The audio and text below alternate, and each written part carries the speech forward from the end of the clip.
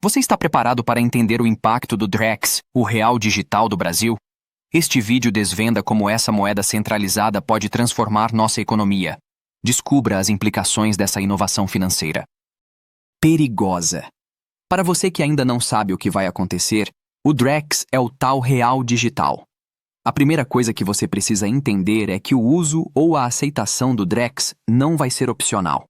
A princípio, pode até ser, mas como ele é registrado como uma moeda pertencente ao país, ele deve ser uma moeda de curso forçado. O que é isso? Quando um país tem uma moeda, como por exemplo o euro, ou o dólar, ou o real aqui no Brasil, a gente tem o governo obrigando estabelecimentos a aceitar essa moeda, porque essa é a moeda oficial de um país. O Drex não tem diferença nenhuma para o real, portanto, ele deve ser uma moeda também de curso forçado, que deve, depois de um tempo, ser obrigatória a aceitação dentro dos mais diferentes estabelecimentos. Ele é uma moeda feita pelo Banco Central, então já tem uma discussão do Galípolo, presidente do BC, querendo implantar já em 2026. Muita gente está comparando o Drex com o Bitcoin do Brasil, mas não é exatamente isso, porque o Bitcoin é uma moeda completamente descentralizada. O Drex não, ele é uma moeda centralizada, controlada pela rede do Banco Central. Então, apesar dele ficar registrado, cada Drex vale R$1, e apesar dele ficar registrado num sistema do tipo blockchain fechado, ele tem ali uma segurança alta. Mas ele tem rastreabilidade total. O governo consegue controlar exatamente por onde ele está passando, diferentemente do real atual. O real, apesar do sistema Pix deixar rastros, você ainda permite que as pessoas paguem com notas. Mas o Drex é diferente de tudo. Porque através do seu banco ou fintech é que vão ser criadas essas tecnologias. O Banco Central é simplesmente o validador daquelas operações, né? Ele transforma o saldo nos tais tokens digitais que você permite a troca. Então os bancos continuam como intermediários, só que num sistema muito mais centralizado do que o sistema que a gente tem hoje. Hoje a gente tem milhões de contas em bancos diferentes, o dinheiro some. Vai passar por um lado, por outro. Com o Drex, você tem aqui um registro específico e você sabe onde foi parar tal moeda específica. É isso que as pessoas estão dizendo. Ele não se mistura. Por exemplo, Kushore. Eu tinha R$200, misturou com outro R$200. Ele tem uma chave única, então ele não mistura nunca. Você consegue saber de onde saiu aquele Drex e por onde ele passeou. E isso é o ponto positivo disso. Quando a gente vai falar de corrupção ou de qualquer outra coisa, mas também é o ponto complexo desse tipo de relação. Porque o governo tem leis que muitas vezes as pessoas não concordam. E agora, com esse sistema aqui, fica um pouquinho mais complicado. A gente sabe que tem muita gente vendendo coisa que é proibida no Brasil, os iFoods da vida aí. Tem gente vendendo pendrive, tem gente vendendo sei lá o quê. Esse sistema agora permite não só que você saiba quem comprou, como quem vendeu também, com determinada facilidade. Na hora que você prender um criminoso, é fácil você puxar o rastreio ali. Então o Drex estava lá naquela fase de testes, agora para 2025 ele está avançando. O discurso é que, o que o Banco Central está dizendo? A gente só vai lançar se garantir segurança, privacidade e estabilidade iguais ao sistema bancário atual. Mas se os testes travarem, a gente pode demorar um pouquinho mais. Então, o Banco Central já confirmou o seguinte: o Drex deve começar a operar em 2026 de forma simplificada. Essa versão será sem blockchain, sem tokenização, com foco em infraestrutura para crédito e bastidores do sistema financeiro. Então aqui não é o Drex para o público geral. Primeiro ele vai começar por trás, pelos bancos, por aquelas negociações aqui.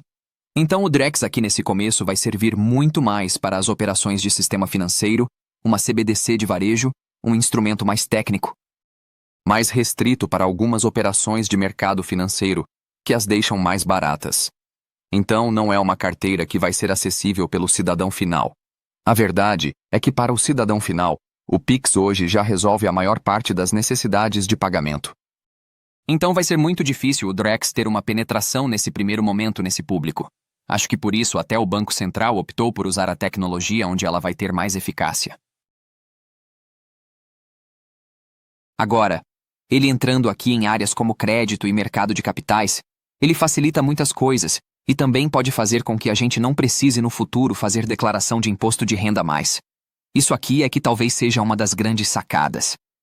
Se você fizer uma migração parcial do sistema financeiro para o Drex, a gente poderia na hora só baixar a ficha no final e já distribuir diretamente.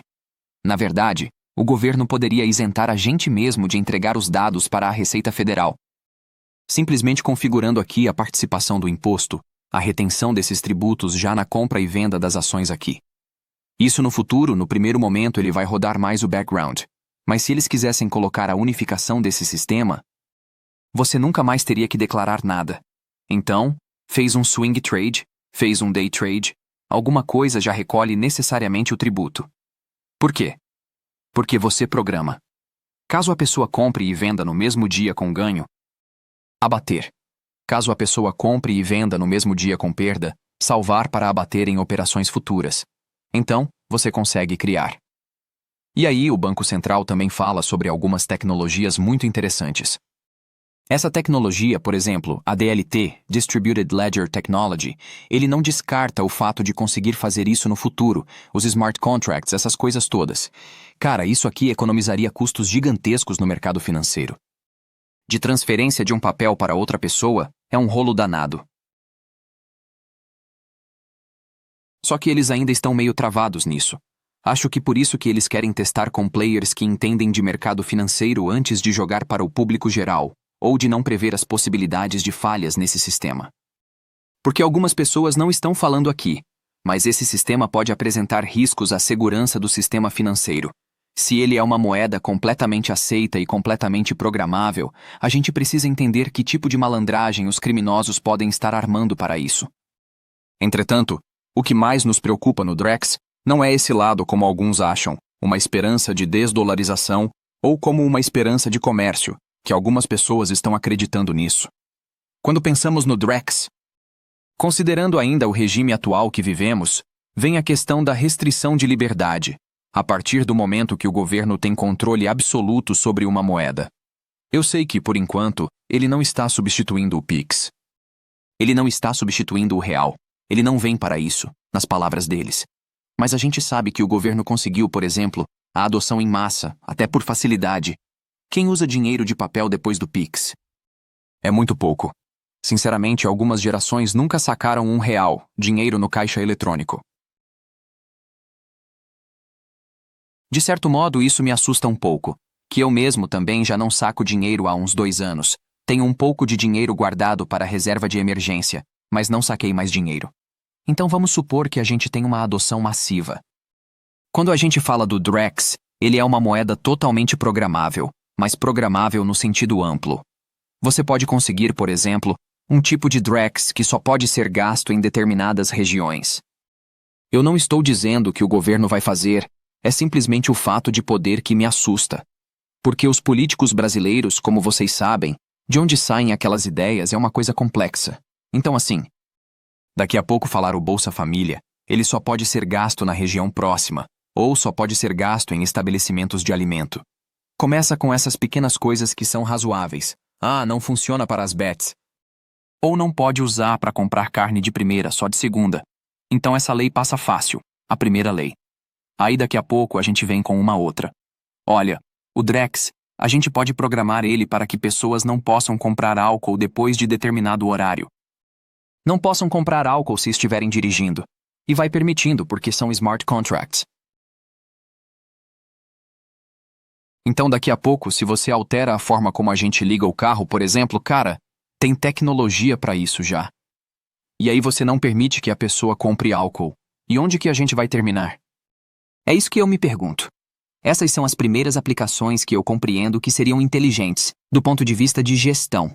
Só que lá na China, por exemplo, quando a gente vai olhar para o Yuan, você tem o Yuan digital e ele tem um dinheiro com um prazo de validade que chegou a ser testado. Então você tem um dinheiro que dura até 1 ano, por exemplo. Ele tem 1 ano de durabilidade, um dinheiro que não pode ser acumulado. Se você não gasta, ele desaparece. E daí você não gera tanta inflação na sociedade. Isso não é uma loucura, né? Eles têm também testes na China de limitar o dinheiro em algumas lojas. Por exemplo, o dinheiro que é dado para adolescentes e estudantes. Eles limitam ali com o que pode ser gasto de um jeito muito diferente, porque é muito difícil hoje em dia coibir. Nos programas sociais, mas você tem que lembrar sempre que onde tem um político tem uma ideia inusitada. E atualmente a simpatia do governo Lula pela China comunista, que decide até quantos filhos o casal deve ou não ter, deveria deixar todo mundo preocupado com o Drex. Então, daqui a pouco eles vão inovando. E aí o meu receio é como que a gente vai terminar. Como começa, eu imagino. Onde que termina é que eu realmente não sei. Se a gente olha para a Europa também, a Europa tenta ir num caminho contrário que eu achei talvez um pouco mais interessante. Porque, como vocês sabem, o europeu tem muito medo. Graças às inúmeras guerras que o continente sofreu, ele tem muito medo de qualquer dinheiro. Então, para entrar por lá, eles criaram um dinheiro que não é programável. Literalmente criaram um dinheiro que, apesar de digital, ele não permite programação nenhuma. Então, não é possível impor o quando, onde você vai gastar. Eles estão prometendo privacidade completa em gastos de valor baixo. E até mesmo que o dinheiro funcione offline, como se fosse o dinheiro físico. Então você não precisa nem de internet, o sistema está um pouco melhor configurado nesse sentido. Mas existem alguns registros para prevenir a lavagem de dinheiro aí. E quando você pensa em lavagem de dinheiro no Brasil, ou dinheiro que não é declarado, normalmente você vai pensar na máfia, você vai pensar nos traficantes. E nesse ponto é muito bom, porque se depois a gente proíbe o dinheiro físico, você pensa, pô, acabou o tráfego, esses caras não conseguem mais circular. Com dinheiro eu vou ter que pelo menos utilizar inúmeros laranjas ali para a gente coibir. Quando você compara ele com as outras moedas, então o Drex é uma das moedas mais fortes aqui no sentido de vigilância do governo sobre nós cidadãos e pagadores de impostos. Ele é rastreável, programável. Ele está via bancos, ele promete respeitar a LGTD e sigilo bancário por enquanto. Mas tecnicamente ele dá poderes para o Estado quebrar isso a hora que quiser. Então a gente está mais próximo do yuan chinês do que do euro digital. E aí qual que é a parte legal que precisa ser compreendida aqui? Você tem algumas leis no Brasil que hoje, para o Drex operar, ele teria que operar dentro dessas limitações. Você tem aqui algumas mudanças que fizeram legais. Então você tem a PLP 80 de 2023, onde eles deram autorização formal para o Banco Central criar e regular o Drex. E essa lei aqui está muito ampla no que o Drex pode fazer. Você tem a PEC 65 de 2023, que mudou a Constituição, permitindo contratos inteligentes sem depender de cartórios. Então você que é cartorário aí, já fica sabendo que o chicote vai estralar. Isso eu acho que todo brasileiro vai ficar feliz. Ninguém gosta de ir ao cartório. E tem a PL 13341 de 2024, da deputada Júlia Zanatta, que proíbe que o papel moeda seja extinto em favor do Drex. A deputada mandou bem aqui, né? Júlia Zanatta. Palmas para Júlia Zanatta. E para o Drex operar no Brasil hoje. Ele precisaria seguir a LGPD, a Lei Geral de Proteção de Dados. Mas o Brasil é o maior vazador de dados que mais precisa. E o sigilo bancário, oficialmente, só seria possível acessar dados de transações com uma ordem judicial. Mas aqui existem polêmicas, porque o STF, recentemente, em diversas decisões, ele abriu brecha para quebrar esse sigilo. E outro detalhe é: eu não posso analisar os seus gastos individualmente, mas eu posso regular acerca dos gastos de modo geral. Por exemplo, eu não preciso abrir seu sigilo bancário, quebrar o sigilo bancário brasileiro para dizer: pessoas que movimentaram mais de 10 mil vão pagar X de tributo. Ou o dinheiro tal só pode ser gasto nesses lugares. Eu posso programar a moeda. Então, isso teoricamente fere o sigilo bancário porque está vendo onde eu vou gastar, mas eu posso obrigar via a correção da moeda, de contrato inteligente que já está permitido. Ainda damos ideia para os políticos, mas infelizmente é isso que a legislação permitiria. E você tem um debate público dividido. De um lado, a gente tem diversas críticas e preocupações que temos. E achamos que algumas pessoas podem manifestar também. E eu sei que parece, nossa, você está defendendo o criminoso e tal, mas não é isso. É porque realmente eu tenho muito medo da legislação brasileira. Não é nem do que dá para fazer hoje, é do que dá para fazer daqui 50 anos. Então, quando você olha, a gente tem a vigilância total, é um problema. Você tem um autoritarismo financeiro, é possível bloquear funções de pessoas específicas.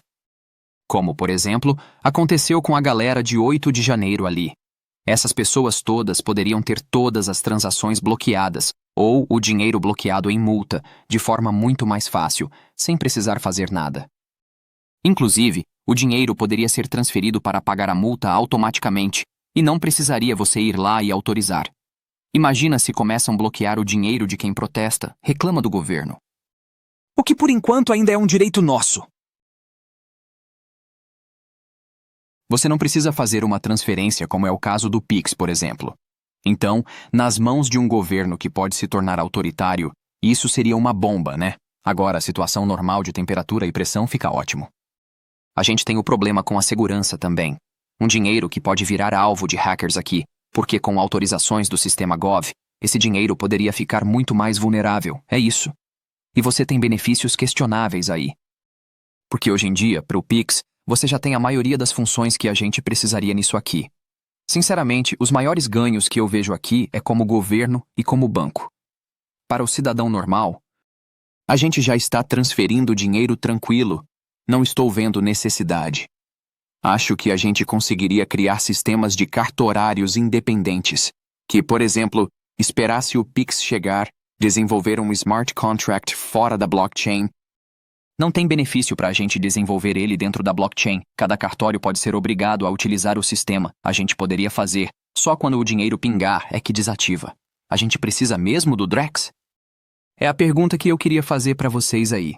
Eu confesso para vocês que eu não estou otimista com isso não. Eu estou mais pessimista com relação ao Drex. E é lógico, é porque eu compreendo o sistema. Eu sei que muita gente vai falar, vocês estão exagerando e tal. Bom, pode até ser, mas eu lembro vocês que tudo começa com pequenas coisas.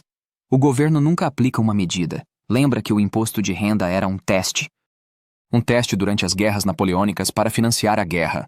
Espalhou, viralizou para o mundo inteiro. Todo mundo está pagando hoje em dia. Começou. Vamos colocar imposto para os ricos contribuírem. E agora, todos nós estamos contribuindo até hoje.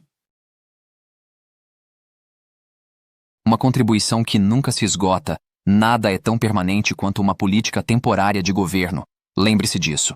Não vou nem contar o que mais para vocês que era temporário e ficou para sempre. Mas vamos fazer um vídeo sobre isso em breve. Apenas para vocês terem noção que o Estado vai se impondo sobre nós aos poucos.